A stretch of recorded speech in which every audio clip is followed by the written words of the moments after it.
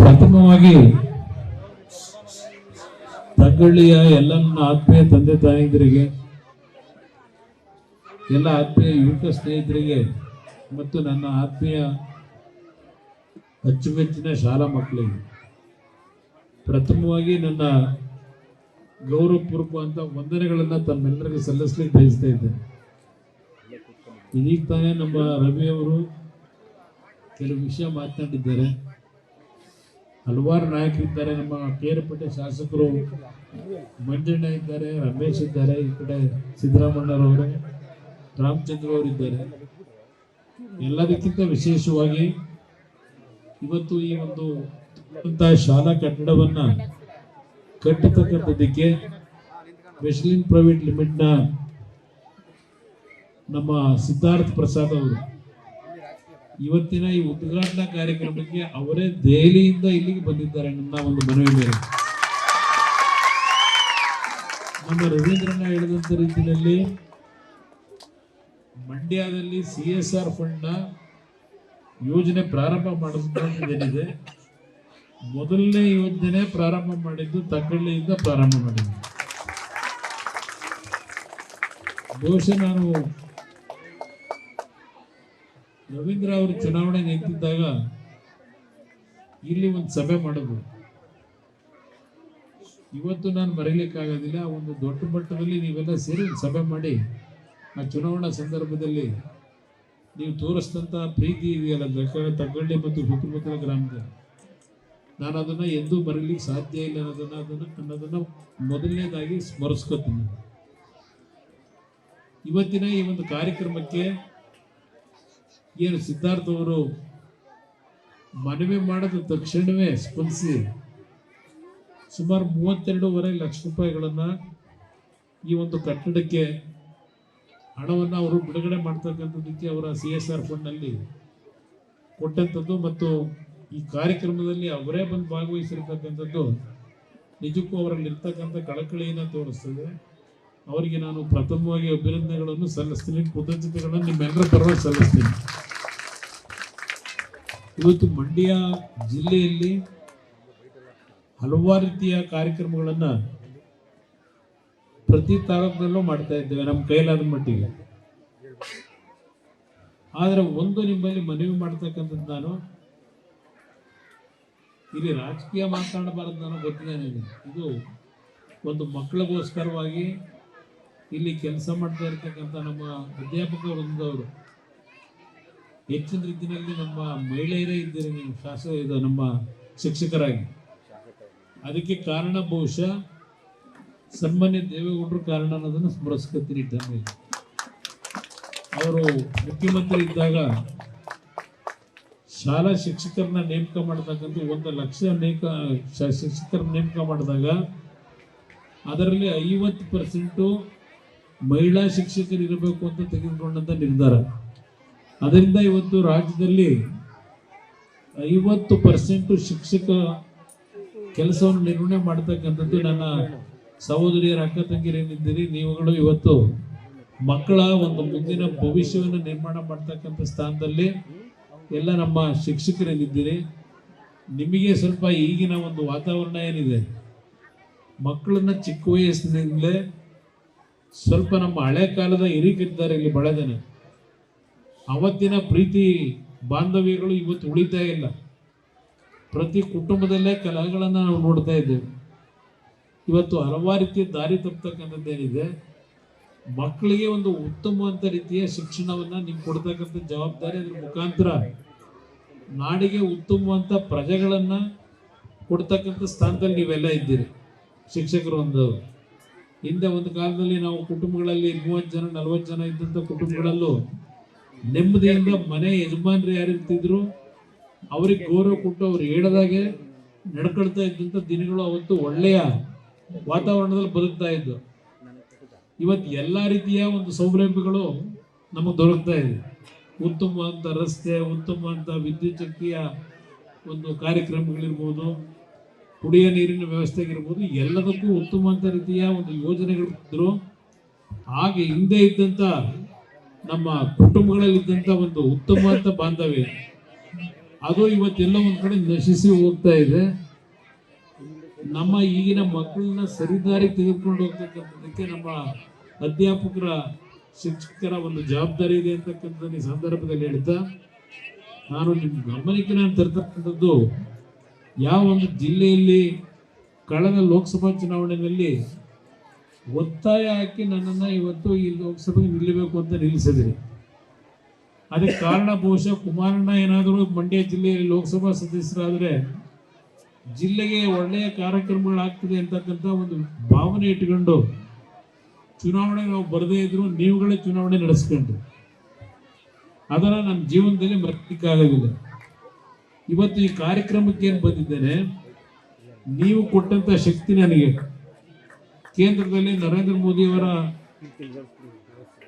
ಏನೋ ಒಂದು ಪ್ರಧಾನಮಂತ್ರಿಯಾಗಿ ಕೆಲಸ ನಿರ್ವಹಣೆ ಮಾಡ್ತಿರ್ತಾರೆ, ಅವರು ಆಯ್ಕೆ ಮಾಡಿ ಮಂತ್ರಿ ಮಾಡ್ತಕ್ಕಂಥ ನಿರ್ಧಾರ ಮಾಡಬೇಕಾದ್ರೆ ಅದಕ್ಕೆ ಕಾರಣ ಈ ಜಿಲ್ಲೆಯ ಜನತೆಯ ಒಂದು ನನಗೆ ಕೊಟ್ಟಂತ ಶಕ್ತಿ ಏನಿದೆ, ಅದರಿಂದ ಇವತ್ತು ಕೇಂದ್ರದಲ್ಲಿ ಮಂತ್ರಿ ಇದ್ದೇನೆ.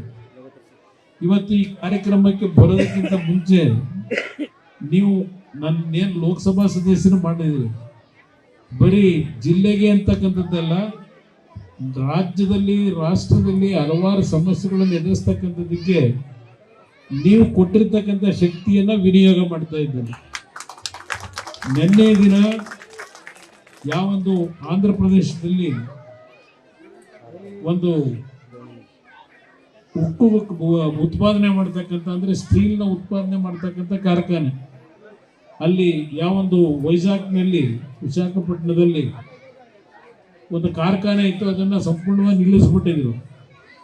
ಅಲ್ಲಿಯ ಒಂದು ಕೆಲಸಗಾರ ಬೀದಿಗೆ ಬಂದಿದ್ರು. ನನ್ನ ಗಮನಕ್ಕೆ ತಂದ ನಂತರ ಆ ಕಾರ್ಖಾನೆಯನ್ನ ಪುನಃ ಪ್ರಾರಂಭ ಮಾಡ್ತಕ್ಕಂಥದ್ದಕ್ಕೆ 11,000 ಕೋಟಿ ವೆಚ್ಚ ಮಾಡೋದು. ಪ್ರಥಮ ಬಾರಿಗೆ ಇಡೀ ದೇಶದ ಇತಿಹಾಸದಲ್ಲಿ ಉಕ್ಕು ತಯಾರು ಮಾಡ್ತಕ್ಕಂಥ ಕಾರ್ಖಾನೆಯಲ್ಲಿ ನಿನ್ನೆ 4.25 ಗಂಟೆನಲ್ಲಿ ಒಂದು ದುರ್ಘಟನೆ ನಡೆದೋಯ್ತು. ಸುಮಾರು 9 ಜನ ಆ ಒಂದು ಬೆಂಕಿಯ ಅನಾಹುತದಲ್ಲಿ ಪ್ರಾಣ ಕಳ್ಕೊಂಡ್ರು. ಇನ್ನೂ 6-7 ಜನ ಆಸ್ಪತ್ರೆಯಲ್ಲಿದ್ದಾರೆ. ನನ್ನ ಗಮನಕ್ಕೆ ಬಂದ ತಕ್ಷಣವೇ ರಾತ್ರಿ 8 ಗಂಟೆಗೆ ಅಲ್ಲಿ ವಿಶಾಖಪಟ್ಟಣಕ್ಕೆ ಹೋಗಿ ಅಲ್ಲಿಂದ ಬೆಳಗಿನ ಜಾವ 3:15 ಗಂಟೆಗೆ ಇಲ್ಲಿಗೆ ಬಂದೆ, ಬೆಂಗಳೂರಿಗೆ ಬಂದು ಕಾರ್ಯಕ್ರಮಕ್ಕೆ ಇಲ್ಲಿ ಬಂದಿದ್ದೇನೆ. ಅಲ್ಲಿ ಆ 8 ಕುಟುಂಬಗಳು ಯಾವೊಂದು ದುರ್ಘಟನೆಯಲ್ಲಿ ಮನೆಗೆ ಸಂಪಾದನೆ ಮಾಡ್ತಕ್ಕಂಥ ವ್ಯಕ್ತಿ ಮರಣ ಹೊಂದಿದ್ದಾರೆ, ಆ ಕುಟುಂಬದ ಪರಿಸ್ಥಿತಿಯನ್ನು ನಾವು ವಿವರಣೆ ಕೊಡ್ಲಿಕ್ಕೆ ಆಗೋದಿಲ್ಲ. ನೆನ್ನೆ ಸ್ಥಳದಲ್ಲೇ ತೀರ್ಮಾನ ತೆಗೆದುಕೊಂಡೆ, ನೀವು ಏನು ನನಗೆ ಶಕ್ತಿ ತುಂಬಿದ್ದೀರಿ, ಆ ಶಕ್ತಿಯಿಂದ ಬದುಕನ್ನು ಹೊರಗಳಿಗೆ ಕೊಡ್ಲಿಕ್ಕೆ ನಾನು ಸಾಧ್ಯ ಆಗಿದೆ. ಅದನ್ನು ಯಾಕೆ ಹೇಳ್ತೀನಿ ಅಂದರೆ, ಅಲ್ಲಿ ಆ ಪ್ರತಿ ಕುಟುಂಬಕ್ಕೆ ಸ್ಥಳದಲ್ಲಿ ಪ್ರಥಮ ಬಾರಿಗೆ ಆ ದೊಡ್ಡ ಮಟ್ಟದ ಒಂದು ಕಾಂಪನ್ಸೇಷನ್ ಕೊಡತಕ್ಕಂಥ ನಿರ್ಧಾರ ಯಾಕೆ ಮಾಡಿದೆ. ನಾನು ಮೊದಲಿಂದಲೂ ರಾಜಕಾರಣಕ್ಕೆ ಬರೋದಕ್ಕಿಂತ ಮುಂಚೆಯಿಂದಲೂ ಯಾರಾದರೂ ಜನಗಳು ಸಂಕಷ್ಟಕ್ಕೆ ಒಳಗಾಗಿ ನನ್ನ ಹತ್ರ ಬಂದಾಗ ಅವರ ಸಂಕಷ್ಟಗಳನ್ನು ಬಗೆಹರಿಸಲಿಕ್ಕೆ ಪ್ರಾಮಾಣಿಕವಾಗಿ ಪ್ರಯತ್ನ ಪಟ್ಕೊಂಡು ನನ್ನ ಜೀವನದಲ್ಲಿ ಏನು ಬಂದಿದ್ದೇನೆ. ನೆನ್ನೆಯ ದಿನ ಆ 8 ಜನ ತೀರ್ಕೊಂಡು ಹೋದಂಥ ಕುಟುಂಬಗಳಿಗೆ ಸುಮಾರು 1.5 ಕೋಟಿ ಹಣ ಇವತ್ತು ದೊರಕ್ತದೆ. ಆ ಕುಟುಂಬಕ್ಕೆ ನಾನು ನೆನ್ನೆ ತೆಗೆದುಕೊಂಡಂಥ ನಿರ್ಧಾರ. ಅದಷ್ಟೇ ಅಲ್ಲ, ಆ ಕುಟುಂಬಕ್ಕೆ ಒಂದು ವಾಸಕ್ಕೆ ಮನೆನೂ ಸಂಪೂರ್ಣವಾಗಿ ಆ ನಮ್ಮ ಸ್ಟೀಲ್ ಪ್ಲಾಂಟ್ನಿಂದಲೇ ಕೊಡ್ತಕ್ಕಂಥ ನಿರ್ಧಾರ ಮಾಡಿದ್ದೀನಿ. ಆ ಕುಟುಂಬದ ಮಕ್ಕಳಿಗೆ ಉಚಿತವಾಗಿ ಸಂಪೂರ್ಣ ಶಿಕ್ಷಣ ಜವಾಬ್ದಾರಿ ಆ ಕಾರ್ಖಾನೆಯಿಂದ ಮಾಡಿಸ್ತಕ್ಕಂಥ ನಿರ್ಧಾರ ನೆನ್ನೆ ಮಾಡಿದ್ದೇನೆ. ಅದರ ಜೊತೆಗೆ ಆ ಕುಟುಂಬದಲ್ಲಿ ಒಬ್ಬರಿಗೆ ಒಂದು ಉದ್ಯೋಗ ಕೊಡ್ತಕ್ಕಂಥ ನಿರ್ಧಾರ ಮಾಡಿದ್ದೇನೆ. ಇದು ನೀವು ನನ್ನನ್ನು ಲೋಕಸಭಾ ಸದಸ್ಯನಾಗಿ ಏನು ಮಾಡಿದ್ದೀರಿ, ನಿಮ್ಮ ಈ ಒಂದು ಶಕ್ತಿ ನನಗೇನು ದಾರಿ ಎರೆದ್ರಿ, ನಿಮ್ಮ ಶಕ್ತಿಯನ್ನ ಅಂತ ಒಂದು ಕುಟುಂಬಗಳಿಗೆ ದಾರಿ ಎರಿತಾ ಇದ್ದೇನೆ ಅನ್ನೋದನ್ನ ಸುಮ್ಮನೆ ಒಂದು ಉದಾಹರಣೆ, ನಿನ್ನೆ ರಾತ್ರಿ ಆದಂಥ ಘಟನೆ ನಿಮ್ಮ ಮುಂದೆ ಇಡ್ತಾ ಇದ್ದೆ. ನಿಮಗೆ ಗೌರವ ತಂದು ಕೊಡ್ತಕ್ಕಂಥ ಕೆಲಸವನ್ನ ಪ್ರಾಮಾಣಿಕವಾಗಿ ಏನು ಮಾಡ್ತಾ ಇದ್ದೆ. ಈಗ ಬರ್ಬೇಕಾದ್ರೆ ದಾರಿನಲ್ಲಿ ನಮ್ಮ ಕಮ್ಮನಹಳ್ಳಿನೋ ಯಾವುದೋ ಇದೆ, ಕಮ್ಮನಾಯಕನಹಳ್ಳಿ, ಅಲ್ಲಿ ನಮ್ಮ ಹೆಣ್ಣು ಮಕ್ಳು ಹೇಳ್ತಾ ಇದ್ದಾರೆ 3 ತಿಂಗಳು ನಮಗೆ ಪೆನ್ಷನ್ ಬಂದಿಲ್ಲ, ಅದ ಅವರ ಕಥೆಗಳು ಹೇಳ್ತಾ ಇದೆ. ಇವತ್ತು ನಿಮ್ಮ ಗಮನಕ್ಕೆ ನಾನು ತರ್ತಕ್ಕಂಥದ್ದು, ವಿಶೇಷವಾಗಿ ಹೆಣ್ಣು ಮಕ್ಕಳು ನೀವು ಎಲ್ಲರಿಗೂ ಬುದ್ಧಿ ಹೇಳಬೇಕು. 2,000 ರೂಪಾಯಿ ಕೊಡೋದನ್ನೇ ದೊಡ್ಡ ಪ್ರಚಾರ ಮಾಡ್ಕೊಂಡು ಹೇಳ್ತಾರೆ. 2,000 ಕೊಡ್ತಕ್ಕಂಥದ್ದು ಈಗ ತಕ್ಷಣಕ್ಕೆ ನಿಮಗೇನೋ ಒಂದು ಅನುಕೂಲ ಆಗ್ಬೋದು, ಆದರೆ ಮುಂದಿನ ದಿನಗಳಲ್ಲಿ ನಿಮ್ಮ ಮಕ್ಕಳ ಬದುಕಿದೆಯಲ್ಲ, ನಿಮ್ಮ ಮಕ್ಕಳ ಬದುಕು ಏನು ಮಾಡ್ತಾರೆ ಮುಂದೆ ಅವ್ರ ಬದುಕಲಿಕ್ಕೆ ಅನ್ನೋದನ್ನ ಯೋಚನೆ ಮಾಡಿ. ಈಗ ನಿಮ್ಗೆ 2,000 ರೂಪಾಯಿ ಕೊಟ್ಟು ತಾತ್ಕಾಲಿಕವಾಗಿ ಓಟ್ ಹಾಕಿಸ್ಕೊಳ್ಳೋದಕ್ಕೆ ಅವರೇನು ನಿಮ್ಮನ್ನ ಆಕರ್ಷಿಸ್ತಾರೆ. ಮುಂದೆ ಈ ರಾಜ್ಯದಲ್ಲಿ ನೀವು ತೆರಿಗೆ ರೂಪದಲ್ಲಿ ಕಟ್ತಕ್ಕಂಥ ಹಣ ಖಾಲಿ ಆದರೆ ಇಲ್ಲಿ ಕೂತವರೆಲ್ಲ ಮಕ್ಕಳು, ಈ ಮಕ್ಕಳು ಎಲ್ಲಿಗೆ ಹೋಗ್ಬೇಕು, ಎಲ್ಲಿ ಬದುಕಬೇಕು ಅನ್ನೋದನ್ನ ಯೋಚನೆ ಮಾಡ್ತೀನಿ. ಅವ್ರಿಗೇನಿಲ್ಲ, ಈಗ ಇರ್ತಾರೆ, ನೀವು ಕೂಡ ದುಡ್ಡನ್ನೇ ನಿಮಗೆ ಕೊಟ್ಕೊಂಡು ಸರ್ಕಾರ ನಡೆಸ್ಕೊಂಡು ಏನೋ ದೊಡ್ಡ ಭಾಷಣ ಮಾಡ್ತಾರೆ. ಆದರೆ ಇವತ್ತು ಒಂದು ಕಡೆ ವಿಶ್ವದಲ್ಲಿ ಹಲವಾರು ಭಾಗದಲ್ಲಿ ಯುದ್ಧ ನಡೀತಿರೋದು ನೋಡ್ತಾ ಇದೆ. ದೊಡ್ಡ ದೊಡ್ಡ ದೇಶಗಳೇ ಇವತ್ತು ಮುಂದೆ ಏನಪ್ಪ ಗತಿ ಅಂತಕ್ಕಂಥ ಒಂದು ಭಾವನೆ ಈಗಾಗಲೇ ಪ್ರಾರಂಭ ಆಗಿದೆ, ಭಯ. ಅದರಿಂದ ಇವತ್ತು ನಾನು ಒಂದು ಹೇಳ್ತಕ್ಕಂಥದ್ದು, ಮಂಡ್ಯ ಜಿಲ್ಲೆ ಜನ, ನಾನು ಬರೀ ತಗೊಳ್ಳಿ ಅಂತ ಹೇಳೋದಿಲ್ಲ, ಎಂಥ ಕಷ್ಟದ ದಿನಗಳಲ್ಲೂ ನಮ್ಮನ್ನು ಉಳಿಸಿದ್ದೀರಿ, ಬೆಳೆಸಿದ್ದೀರಿ. ನಾವು ಈ ಭೂಮಿ ಹೋಗೋದ್ರೊಳಗೆ ಈ ಜಿಲ್ಲೆ ಅಷ್ಟಕ್ಕೆ ಅಲ್ಲ, ಈ ರಾಜ್ಯಕ್ಕೆ ಒಂದು ಉತ್ತಮವಾದಂಥ ರೀತಿಯ ವಾತಾವರಣ ಅನ್ನೋದು ನನ್ನ ಭಾವನೆ ಏನು ಇಟ್ಕೊಂಡಿದ್ದೇನೆ. ಅದಕ್ಕೆ ಕಾರಣ ಸನ್ಮಾನ್ಯ ದೇವೇಗೌಡರು 70 ವರ್ಷ ಅವರ ರಾಜಕೀಯ ಜೀವನ ಮಾಡೋ, ಬಹುಶಃ ಕರ್ನಾಟಕ ರಾಜ್ಯದಲ್ಲಿ ಸುದೀರ್ಘವಾಗಿ 70 ವರ್ಷಗಳ ಕಾಲ ರಾಜಕಾರಣದಲ್ಲಿ ಇದ್ದಂಥ ವ್ಯಕ್ತಿ ಯಾರಾದರೂ ಇದ್ರೆ ಸನ್ಮಾನ್ಯ ದೇವೇಗೌಡರದು ಭಗವಂತ ಕೊಟ್ಟಂತ. ಅವರು ಇದ್ದಂಥ ಕಡಿಮೆ ಅವಧಿಯಲ್ಲಿ ಹಲವಾರು ರೀತಿಯ ಕಾರ್ಯಕ್ರಮ ಕೊಟ್ಟಿದ್ರು. ಅವರ ಒಂದು ಗುರಿ ಏನಿತ್ತು ಅದನ್ನು ಮುಟ್ಲಿಕ್ಕಾಗಿಲ್ಲ. ಆ ಒಂದು ಹಿನ್ನೆಲೆಯಲ್ಲಿ ಭಗವಂತ ನನಗೊಂದು ಅವಕಾಶ ಏನು ಕೊಟ್ಟಿದ್ದಾನೆ, ನೀವು ಕೊಟ್ಟಂಥ ಶಕ್ತಿಯಿಂದ ಮುಂದೆ ಈ ರಾಜ್ಯದಲ್ಲಿ ಒಂದು ಉತ್ತಮವಾದಂಥ ಒಂದು ಜನಗಳಿಗೆ ಹತ್ತಿರಕ್ಕೆ ಸ್ಪಂದಿಸ್ತಕ್ಕಂಥ ಸರ್ಕಾರ ಶಾಶ್ವತವಾಗಿ ನಿಮ್ಮ ಕುಟುಂಬಗಳ ಬದುಕಬೇಕು. ಇವತ್ತು ರಾಯಚೂರಿನಲ್ಲಿ ಪ್ರತಿಭಟನೆ ನಡೀತಾ ಇದೆ. ಬೆಳಗ್ಗೆ ನಾನು ಟಿವಿ ನೋಡಿದೆ, ರಾಯಚೂರಿನಲ್ಲಿ ಇವತ್ತೇನು ನಾನು ಕರ್ನಾಟಕದಲ್ಲಿ 18ರಲ್ಲಿ ನೀವು ಮುಖ್ಯಮಂತ್ರಿ ಏನು ಮಾಡಿದ್ರಿ, 8ಕ್ಕೆ 8 7ಕ್ಕೆ 7 ಸ್ಥಾನ ಗೆಲ್ಲಿಸಿ ಅವತ್ತು ಕರ್ನಾಟಕದಲ್ಲಿ ಪ್ರತಿ ಹಳ್ಳಿಗಳಲ್ಲಿ ಪಬ್ಲಿಕ್ ಶಾಲೆಗಳನ್ನು ತೆಗಿಬೇಕು ಅಂತಕ್ಕಂಥ ನಿರ್ಧಾರ ಮಾಡಿದವನೇ ನಾನು ಮಾಡಿದ ನಿರ್ಧಾರ LKG ಇಂದ 12ನೇ ತರಗತಿವರೆಗೆ ಯಾವುದೇ ಮಕ್ಕಳು, ಅದು ಶ್ರೀಮಂತ ಮಕ್ಕಳಿರಲಿ ಬಡವ್ರ ಮಕ್ಕಳಿರಲಿ, ಅವರಿಗೆ ಉಚಿತವಾಗಿ 1 ರೂಪಾಯಿ ನೀವು ಸಾಲ ಸೋಲ ಮಾಡಿ ಫೀಸ್ ಕಟ್ಟಬೇಕಾಗಿಲ್ಲ. ಮಕ್ಕಳಿಗೆ ಉಚಿತವಾಗಿ ಇಂಗ್ಲೀಷ್ ಮೀಡಿಯಂನಲ್ಲಿ ಓದಿಸ್ತಿರೋ, ಕನ್ನಡ ಮೀಡಿಯಂನಲ್ಲಿ ಓದಿಸ್ತಿರೋ, ಅದು ನಿಮಗೆ ಚಾಯ್ಸ್. ಅದು ಆ ರೀತಿಯ ಕಾರ್ಯಕ್ರಮ ಕೊಡಬೇಕು ಅನ್ನೋದು ನನ್ನ ಚಿಂತೆ ಇದ್ದಂಥದ್ದು. ಈಗ ಇದೇನೋ ಪಬ್ಲಿಕ್ ಶಾಲೆ ಮಾಡ್ತೀವಿ ಅಂತ ಹೇಳಿ ಹಲವಾರು ಕಡೆ ಇವತ್ತು ಮಕ್ಕಳ ಒಂದು ಭವಿಷ್ಯಕ್ಕೆ ತೊಂದರೆ ಮಾಡ್ತಾ ಇದ್ದಾರೆ ಅಂತೇಳಿ ನಿನ್ನೆ ರಾಯಚೂರಿನಲ್ಲಿ ದೊಡ್ಡ ಪ್ರತಿಭಟನೆ ನಡೀತಾ ಇದೆ. ನನ್ನ ಕಾರ್ಯಕ್ರಮಕ್ಕೂ ಈಗಿನ ಸರ್ಕಾರದಲ್ಲಿ ಆ ಪಬ್ಲಿಕ್ ಶಾಲೆ ನಾನೇನು ಮಾಡಿದ್ದೆ ಅದನ್ನ ಬದಲಾವಣೆ ಮಾಡಿ ಏನು ಮಾಡ್ಲಿಕ್ಕೆ ಕೊಟ್ಟಿದ್ದಾರೆ ಅಂತಕ್ಕಂಥ ಆತಂಕ ಏನಿದೆ, ನೀವು ಯಾರು ಹೆದರಬೇಕಾಗಿಲ್ಲ. ಮುಂದೆ ನಿಮ್ಮ ಆಶೀರ್ವಾದದಲ್ಲಿ ನನಗೆ ನಂಬಿಕೆ ಇದೆ, ಈ ರಾಜ್ಯದಲ್ಲಿ ಮೈತ್ರಿ ಸರ್ಕಾರ ರಚನೆ ಆಗ್ತದೆ. ಈಗಿನ ಸರ್ಕಾರದ ಅವರ ಆಡಳಿತದ ವೈಖರಿ ಜನ ಬೇಸತ್ತು ಹೋಗಿದ್ದಾರೆ. ಒಂದು ಮಾತು ಕೊಡ್ತೀನಿ, ತಗ್ಗಳ್ಳಿಯಿಂದ ಇಡೀ ನಾಡಿನ ಜನತೆಗೆ, ಮುಂದೆ ಬರ್ತಕ್ಕಂಥ ಸರ್ಕಾರದಲ್ಲಿ ಎಲ್ಲ ರೀತಿಯಲ್ಲಿ ಶಿಕ್ಷಣಕ್ಕೆ ಮತ್ತು ಆರೋಗ್ಯಕ್ಕೆ ಮತ್ತು ಅದು ಎಲ್ಲದಕ್ಕಿಂತ ಹೆಚ್ಚಾಗಿ ನಮ್ಮ ರೈತರು ಇವತ್ತು ಸಹ ಇವತ್ತು ಸಂಕಷ್ಟಗಳನ್ನು ಎದುರಿಸ್ತಾ ಇದ್ದೀರಿ. ನನಗೆ ಎಲ್ಲ ರೀತಿಯ ಒಂದು ಇಡೀ ದೇಶದಲ್ಲಿ ಇವತ್ತು ಓಡಾಡೋಕ್ಕೆ ಅವಕಾಶ ಮಾಡಿಕೊಟ್ಟಿದ್ದೀರಿ. ನನಗೆ ಈ ದೇಶದಲ್ಲಿ ಹಲವಾರು ಕಡೆ ಪ್ರವಾಸ ಮಾಡ್ತಾ ಇದ್ದೇನೆ. ನಮ್ಮ ಕಾರ್ಖಾನೆಗಳು ಹಲವಾರು ಕಡೆ ಇದೆ. ಆ ಹಳ್ಳಿಯಲ್ಲಿ ಇರ್ತಕ್ಕಂಥ ಆ ಜನರ ಬದುಕನ್ನು ಇಡೀ ದೇಶದಲ್ಲಿ ಹೇಗಿದ್ದಾರೆ ಅನ್ನೋದು ನೋಡಿದ್ದೇನೆ. ಕೆಲವು ವಿಷಯವನ್ನು ಸಾರ್ವಜನಿಕವಾಗಿ ಹೇಳೋಕ್ಕಾಗಲ್ಲ ನಾನು. ಅದರಿಂದ ಇವತ್ತು ನನ್ನನ್ನು ಶಕ್ತಿ ತುಂಬಿರ್ತಕ್ಕಂಥ, ದೇವೇಗೌಡರು ಶಕ್ತಿ ಕೊಟ್ಟಿರ್ತಕ್ಕಂಥ ನಿಮ್ಮ ಬದುಕಿಗೆ ಒಂದು ಉತ್ತಮವಾದಂಥ ಅಡಿಪಾಯ ಹಾಕಲಿಕ್ಕೆ ಬಹುಶಃ ಭಗವಂತ ನನ್ನನ್ನು 5ನೇ ಬಾರಿ ಒಂದು ಜೀವ ಕೊಟ್ಟಿದ್ದಾನೆ ನನಗೆ. ಅದು ನಾನು ಅಂದ್ಕೊಂಡಿದ್ದೇನೆ. ಈಗ 5ನೇ ಬಾರಿ ಇವತ್ತು ನಿಮ್ಮೆಲ್ಲರ ಶುಭ ಹಾರೈಕೆಯಿಂದ ಬಹುಶಃ ನಾನು ಉಳಿಯಲ್ಲ ಅಂತಕ್ಕಂಥದ್ದು ಬಹಳ ಚರ್ಚೆ ನಡೀತು. ಕುಮಾರಸ್ವಾಮಿಗೆ ಆರೋಗ್ಯ ಕೆಟ್ಟೋಗಿದೆ, ಉಳಿಯಲು ಕಷ್ಟ ಅಂತಕ್ಕಂಥದ್ದು. ಆದರೆ ಭಗವಂತನ ದಯ, ನಿಮ್ಮ ಶುಭ ಹಾರೈಕೆಗಳು ತಾಯಂದರು, ಅಯ್ಯೋ ಒಬ್ಬ ಒಳ್ಳೆನಪ್ಪ ಅವರೇನಾದ್ರು ಉಳಿಬೇಕು ಅಂತಕ್ಕಂಥದ್ದು ನೀವೇನು ದೇವ್ರಿಗೆ ಪೂಜೆ ಮಾಡಿದ್ದೀರಿ, ಅದ್ರ ಪ್ರತಿಫಲ ಇವತ್ತು ನಿಮ್ಮ ಮುಂದೆ ನಾನು ನಿಂತಿದ್ದೇನೆ.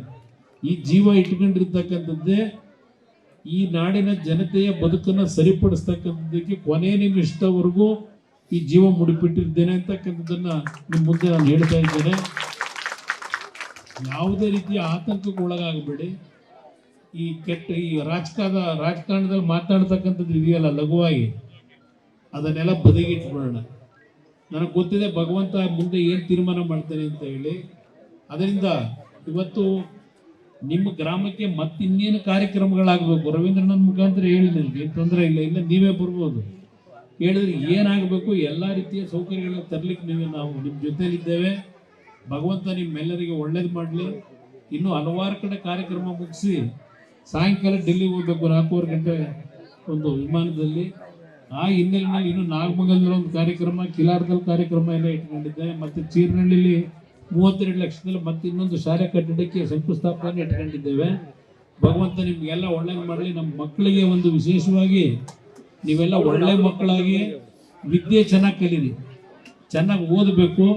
ತಂದೆ ತಾಯಿಯಂದಿರಿಗೆ ಯಾವುದೇ ರೀತಿಯ ಒಂದು ನೋವು ಕೊಡದೆ ನೀವು ತಂದೆ ತಾಯಿಯಂದ್ರೆ ಹೆಸರನ್ನ ಉಳಿಸ್ತಕ್ಕಂಥ ರೀತಿಯಲ್ಲಿ ನೀವು ಬೆಳಿಬೇಕು ಅಂತೇಳಿ ನಿಮಗೆ ಆ ಭಗವಂತ ಎಲ್ಲ ಶಕ್ತಿ ಕೊಡ್ಲಿ ಅಂತ ನಮ್ಮ ಮಕ್ಕಳಿಗೆ ನಿಮಗೆಲ್ಲ ಒಳ್ಳೇದಾಗ್ಲಿ ಅಂತ ಶುಭ ಹಾರೈಸಿ ಮಾತು ಮುಗಿಸ್ತೇನೆ. ನಮ್ಮ ರೈತರನ್ನ ಇದೇನ ಕೊಡಬೇಕು, ನಮ್ಮ ರೈತ ಸಂಘದಲ್ಲಿ ನಮ್ಮ ರೈತರುಗಳನ್ನ ಒಂದು ಮನವಿ ಕೊಡಬೇಕು.